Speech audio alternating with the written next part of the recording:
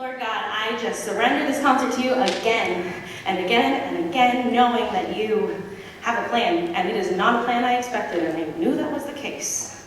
God, I pray that you would be with these girls right now. I pray that you would give them your immediate, overwhelming peace that surpasses understanding, something that transcends their emotions and exceeds their logical abilities to comprehend, that they would just know beyond a shadow of a doubt that you are here, whether they feel it or not, whether we're on key or not, whether they have a mic on or not, and whether they're singing the right words. That's not what matters, God. I pray that we would have hearts of worship, hearts that are focused on you and really, really you alone.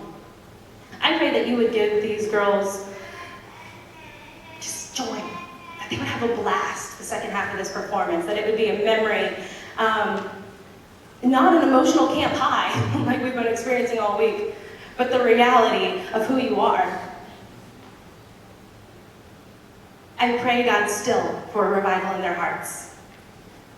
And it doesn't have to look like what we think and what we expect when we read history books, when we hear about revivals, God. It's a personal thing between us and you, Lord. And I pray that that would begin to stir in all of our hearts this evening, that none of us would be distracted by lighting or sound or technology or words, and that we would just be able to see you more clearly in our imperfections, since that's the whole point. I pray that you would make the sound work and the words come out at the right time, all that too, Lord, because you care about little details. You created a world with lots of little details. So I know you're in this room with us, Lord, because you're in your people. I know that you're at work, Lord, because your word does not return void, and these girls are speaking and singing truth. We trust you, God. We praise you, Father, for what you're doing and what you've been doing and what you're going to continue to do for the rest of this evening and going into the rest of this week.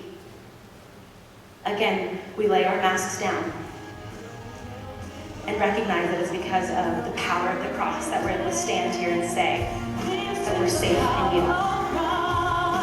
In Jesus' name.